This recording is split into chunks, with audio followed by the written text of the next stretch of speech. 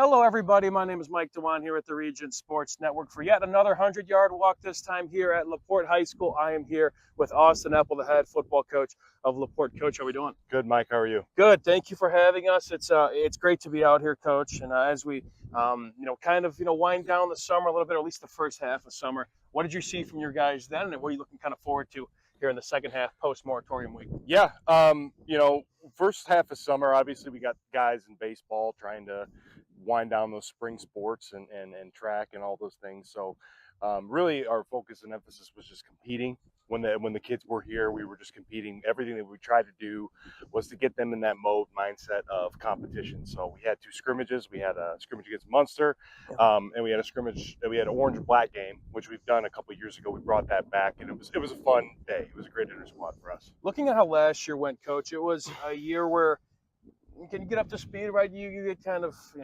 get a few games on your belt, find your identity, and then a couple plays away from a sectional championship. Yeah. The team really turned it around. What was kind of your overall outlook from 2025 and that group of guys? Yeah, that team had a really slow start, and really there was an identity crisis, I think, from a lot of our older guys, our seniors. We had 28 of them, so we had that entire group really led the charge. We have an emotional win here at home against New Prairie, and then we go to Lowell, lay an egg, and then come back here, and then just absolute catastrophe in the first quarter against Valpo. It was 21-0 with 4 minutes left in the first quarter. So after that game and the Chesterton game, we really had, in one of our team meetings, I wrote 49-14 on the board, and I told the boys, guys, this is the total amount of points that you have given opponents versus the amount of points that you've scored against opponents. And I saw light bulbs in the room. And after that, we go 3-4, and 3 plays away from a sectional championship. So it was really a testament to those kids and them wanting to make the best of that situation and really leave their mark on this program and the school. 28 seniors, first off, that's a lot to wrangle as a coach. What could you say kind of as a final, maybe departing statement about that group and how they're able to kind of provide for, again, those future LaPorte Slicer teams, especially this one coming up here shortly? Yeah, our fourth pillar of Slicer football is leave it better than you found it. So I think that group definitely did that. That group was special. It was my first group all the way through from start to finish. Yeah. Their freshman year was my first year as head coach. So I was with those guys from the beginning all the way to the end. So I was really, really happy to have been, a part of their journey. And as a final send off to them, boys, mission accomplished. You left it better than you found it. Yeah, I want to talk. We'll talk a little bit more about kind of your upbringing in this program. But you mentioned one of the fourth pillar. There are 5, correct? Please tell us more about the 5 pillars of LaPorte football and kind of where that idea was founded. Yeah, so the 5 pillars of Slicer football is earn your diploma. It's the first one. First year representation is the second one. The third one is humility and victory, tenacity and defeat. The fourth one is leave it better than you found it, and the fifth one is service and sacrifice. Where the pillars really come from is my experiences in college. My head football coach, Steve Helminiak at Loris, he had pillars of our program at Loris, and one of them was tough men triumph, and I kind of took that model, and when I came back here to LaPorte, I really wanted to build my program around some core foundations, and those are the 5 that we decided as a staff. And going back to your college days, that's kind of where I read that your coaching origin story kind of began a little bit. You were a player here, and we'll talk about that probably as we kind of progress through the walk. Went on to play college football in Iowa. I recognize you suffered an injury, and you're kind of chomping at the bit to at least do something, and you kind of resorted to coaching in a way, a player coach. Tell us more, and kind of, I guess, looking back on that time to where you are now. Yeah, I was fortunate enough, to play in a program like Loris that was very welcoming to young coaches. We had a lot of GAs. My first senior year, and I say that because I had 2. My first one in 2016, I blew my knee out in camp during a drill, and I lost that, redshirted that season. Came back the following year. And I really didn't do a whole lot of coaching in 2016. It was my first major knee injury, and it was kind of bad. So I really wasn't on my feet. They had me up in the press box charting plays and doing a whole bunch of other GA stuff. But I really wasn't doing anything on the field, in that capacity. And then rehabbed it, came back for a 6th year, and blew it out in our first game the second time. Well, at that point I was 24 And obviously my football career was done. So one of my things and one of my core pillars is in life is also leave it better than you found it. So I wanted to help the guys that I had, at that time. So my position coach allowed me take some liberties, and I ran drills, and I helped my defensive coordinator, and that's really where the bug kind of took hold. That's really good stuff. And now, how can you reflect, Coach, from even now well after college, right? I know you were kind of here at LaPorte, right? Then you took the head coaching job a couple years ago, and then there's been some growth in this program. Yes, of course, first few years always kind of a rocky start, right? But putting your imprints on this program, how are you able to kind of reflect on this short kind of chapter in your football career? Well, it's been a wild ride. I came back in 2018. I graduated in Loras in 2017. I blew out my knee in August. I had surgery in November, and I was back home in my mom's house in December, right? Because I graduated. So I knew going into it, Bob James was still on staff here. He was the offensive line coach, and Dave Sharp was the head coach at the time. I reached out to both of them. I was fortunate enough, they allowed me to come on around in the spring, talk to the boys. They brought me on full time as a D-line coach. And then really that's kind of, I was on staff and we were cooking and things were great, right? Unfortunately, Coach Sharp left. Coach Lowry came in. And Coach Lowry really taught me a lot about actually, being a coach, some of the nuances of dealing with kids and dealing with the program and administrative stuff. And I learned a lot from him. And then, he moved on, and then Dave Ortiz took over. And I got moved. My day job is I'm a sheriff's deputy with the sheriff's office. So I got moved to afternoons for that season. I came back and helped, during the summer a little bit. Well, it wasn't the same. I couldn't be a part-time coach like that. There was another guy doing it, and I didn't want to step on his toes. Sure. So I came back in 22. I got moved into the schools, and Dave left. Bob took over, welcomed me back with open arms, and the rest is history in here. Yeah. So. What about this logo, Coach? We always like to stop here, and we feel like this logo is especially important to you, who played with this logo on your helmet, and is, of course, now representing it kind of in a different light. What could you say, Coach, about just being a LaPorte Slicer, just about your whole life, really, in multiple facets in the sport of football? Well, let's feel this is a special place, and more specifically than the logo. When I played here, this was grass. And it was the nicest, comfiest grass in the entire DAC. And I will go to my deathbed with that in my head. This was the best maintained field that, next to Ames. Ames was right up there too. But this logo wasn't here. It didn't look like this. It was just it was an L that formed into a P and came back down. It was like an old school logo that we used to have. But we only got to come out here on Thursdays for pregame. And because this was Augusta National, man, we couldn't mess this up. So we practiced out there, Okay. But I had a lot of special moments out on here, and every day after practice, we bring the kids up on the L, and they get to take a knee on it, and sort of reflect on the day. And to me, it's just been an absolute blessing to be a part of this program as long as I have. That's awesome, Coach. Get Pulse Technology on your team. Hit a home run with our managed print and copier services, IT and technology solutions, office furniture and design services, office supplies, scoreboards, and AV solutions.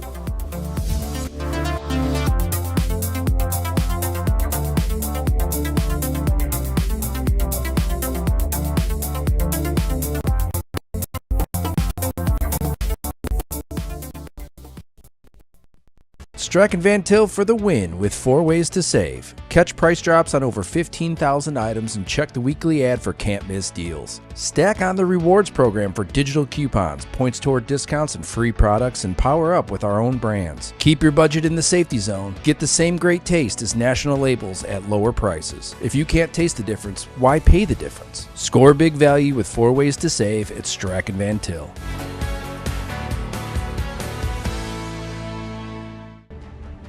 Hi, I'm Crowell Company's Lantern Man. If you're a contractor, it's my job to make your insurance coverage simple and affordable. Because I know time is money, I'll come to your business. Certificates and bonds are a snap. Wherever you are, whatever business you're in, we've got you covered. As Crowell Company's Lantern Man, I'm your insurance superhero. Crowell Company's Insurance Professionals, Highland, Merrillville, and Michigan City. Thinking about what to do after high school? Consider a career with Boilermakers Local 374. As a Boilermaker apprentice, you'll earn while you learn. We offer excellent wages and benefits, and as part of our no-cost hands-on apprenticeship program, you'll learn from the best in state-of-the-art training centers and on the job. Become a union Boilermaker and get on your way to a great career. Find out more, visit www.local374.org or call 219-845-1000. Before we get into a little bit more 2026, you did kind of mention when talking about kind of your origin story, what you do kind of in your professional life as well. How does what happens kind of in that side of things help you maybe on the football field? Yeah, well, honestly, it's two different worlds, right? In that world, you tell people what to do, and then they got to listen to you. And in this world with teenagers, you tell them what to do, and they don't listen to you, and then it's a totally different dynamic.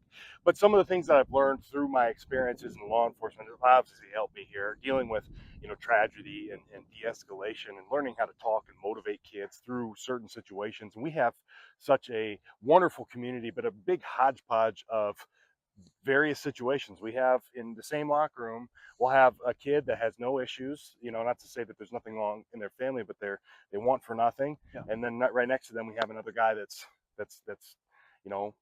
struggling, so being able to have that background helps me, I think. And I have, there's another guy that I work with, Coach Adam Hannon. He's a Hall of Famer here. He's on my staff too. So having that perspective is nice. That's good. Moving on to 2026, Coach, are there any players or position groups that you are maybe you could safely you could lean on come the football season? Well, I think, we're going to be young in a lot of spots, and not young as in age, young as in experience in a lot of spots. So, the position group that I think is going to have the most impact, obviously, is the offensive line. I think from stem to stern, those guys are probably the most experienced that we have coming back, like across the board. We got a pretty old DB group as well. They're all seniors, but again, like there's a couple guys in there that really were in the mix. I can tell you that our quarterback play and our tailback play are going to be obvious pillars for us going throughout the way, and so I think it's going to be a big mix in there. How does this group start a little bit quicker this year than last? They have to stay focused, and the big thing that held the group last year back was they just got in their own way. We just got to get out of our own way. We got to just show up with a good attitude and a good mindset and play with maximum effort and intensity all the way through. We know things certainly start quick on the schedule, right, in terms of, again, a big rivalry meetup. What could you say kind of even beyond that? You got a tough non-conference opponent before the Duneland hits that I understand a new sectional as well will eventually kind of await you guys. So your thoughts on that? I know also we talked with Bill Marshall not too long ago. Going to be a fun game there. I know it's Patriot night. That's going to be especially fun for you both. Yeah, absolutely. It's kind of neat getting to play New Prairie right off the bat every year, having the big rivalry game, right to start the season off, right, kick the season off, right. But that's, it takes an emotional toll on both us and them, and it really kind of has, and it's kind of changed a little bit the way these kids handle that. In years past, it really wasn't as emotionally taxing, I guess. There's really, like people like to talk about a hangover after a big win. Sure. And the last couple times that we've gotten on top of them, we've had that sort of kind of lingering into that week 2.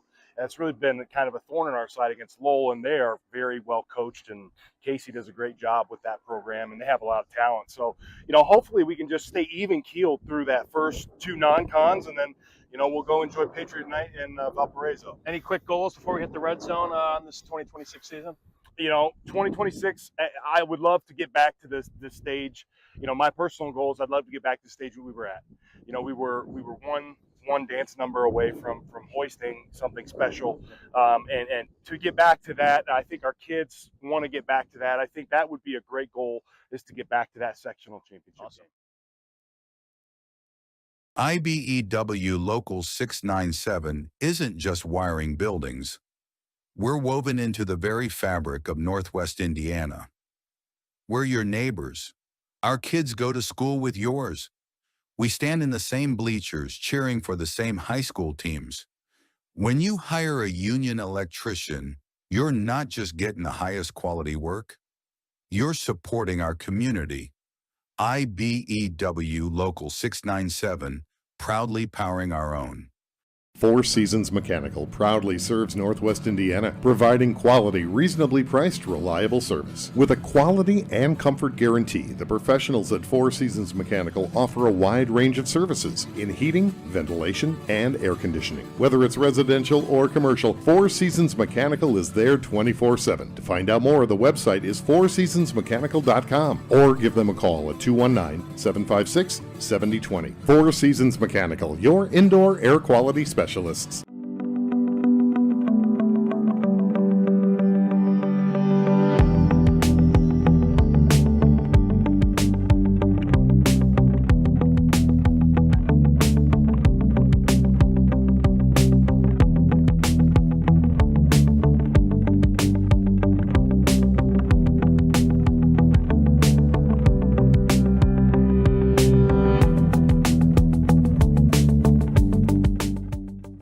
Earn while you learn from the best hands in the business. The Bricklayers Allied Craft Workers for Indiana, Kentucky Apprenticeship. That's right, this is a paid apprenticeship. I'm getting an education while learning a trade and getting paid for it. The thing that surprised me the most about this apprenticeship program is the respect I have received after the proper time and training. Classes start soon, so apply now. There are training centers throughout Indiana and Kentucky. We are the Bricklayers and Allied Craft Workers for Indiana, Kentucky Apprenticeship. The best hands in the business. Coach, we got a rapid fire, so we got to learn a little bit more about you. What about your favorite football memory, either as a player or coach, at any kind of level? It's actually here. My favorite football memory of all time was right here. We were playing Valpo in, I think, 2009. I was a sophomore. I was starting varsity. It was my third game starting varsity. You know, they were undefeated. It was Hoffman's, you know, one of his last couple years, and he was such a guru in everything that he did. And they had one of the best offenses in the state, and they were just running all over people. First 2 weeks of the season, they ran over everybody. So they come into our building. We're 2-0. They're 2-0. We beat New Prairie and I think Elkhart Central or something like that. But we're right here.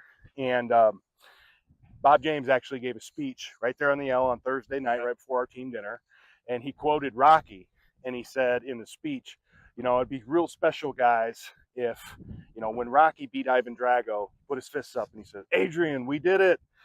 You know, what if we get out here and we have that moment? You know, Adrian, we did it. And we beat him here at home. For last time that I have personally beaten Valparaiso was here at home in 2009. And I remember it was right there on that 40-yard line right after the game. Bob James comes running back to the home sideline. We're all waiting for him. Adrian, we did it. And it was an incredible experience. Oh, that's good. A former defensive lineman. First, give me your favorite D lineman growing up, or somebody in today's age. Then maybe a couple tricks of the trade for those aspiring D linemen out there that they got to have to play on the field. Yeah, my favorite D lineman of all time is Dwight Freeney. Just something special about. I was always kind of an undersized D lineman. He was 6'1", 245 pounds at Syracuse, and he would just wreck people in this tornado spin. And the way that he was able to manipulate offensive tackles and do the things that he was able to do, and have such a great career, win a Super Bowl, go back to another one. You know, Dwight Freeney was obviously one of the guys that I really looked up to. And a trick of the trade. Live rent-free in the old lineman's head. Oh, I like that. You know, you just got to play the game. It's the game within the game, and you got to set them up and make them think. And when the old lineman's thinking, he's already a step slower than you anyway because you're a D lineman. Noted. So that'll help you. Awesome. Is there a piece of advice, Coach, that still sticks with you today that you live by? Piece of advice that you've received? Oh, sheesh. Yeah, there's a ton. A lot of it is think before you speak. For me, that is really like, my grandpa used to tell me that all the time. Like sometimes when you're in a situation, you hear things and you immediately that knee-jerk reaction to respond. And sometimes the pause is more meaningful than the words actually coming out of your mouth in that moment. So thinking before you speak and actually evaluating exactly what needs to be said. What are some musical artists that are on your pregame playlist? Musical artists. I am a huge Dropkick Murphys fan. I love the Dropkick Murphys. The bagpipes get me going. I really like Disturbed. And yeah, Disturbed, Avenged Sevenfold, like all those kind of hard, fun rock bands. I like it. Favorite? We'll go favorite food, Coach. Favorite food?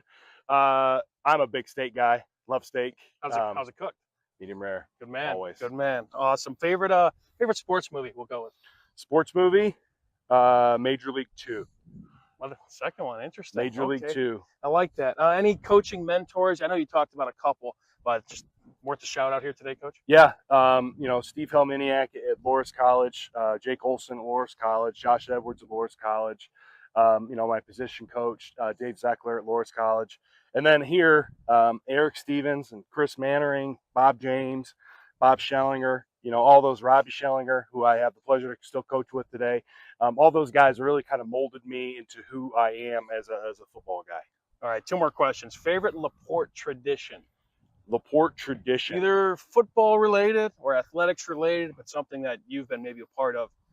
I really enjoy running out of the tunnel. I guess you could call that a LaPorte tradition. I think we're the only people who have them now. But every Friday night, we come down the tunnel. It looks just kind of like Notre Dame Stadium, where those guys hit the sign. Yeah. Our sign says "Shock the World" right at the top, and we slap that thing. And we come running up the ramp, and I started this in 2000. It was 23, and I used to, when I was an assistant, I used to stand in front and get the boys all hyped up, and then they would run out, and I'd stop.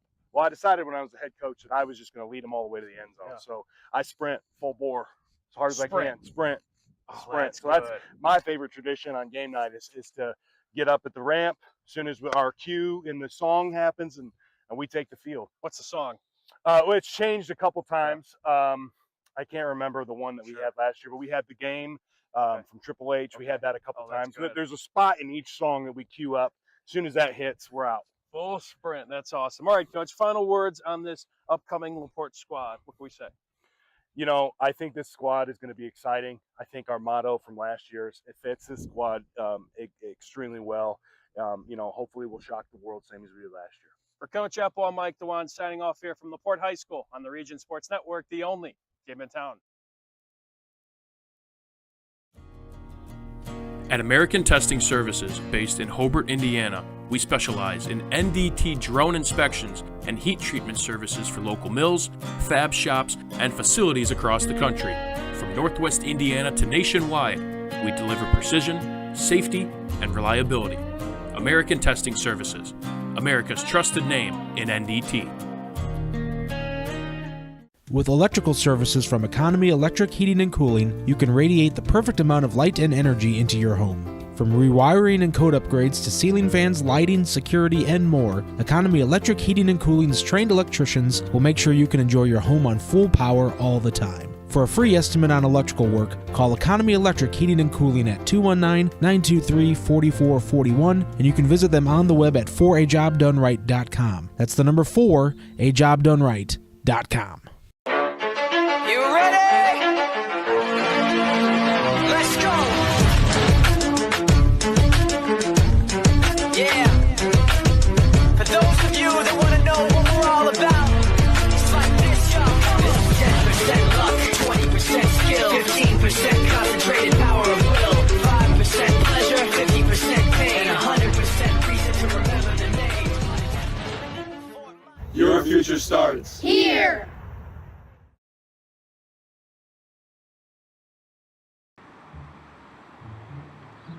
At Blyce, we're used to having the athlete shop at our store. Down, sit, put. But sometimes they get carried away.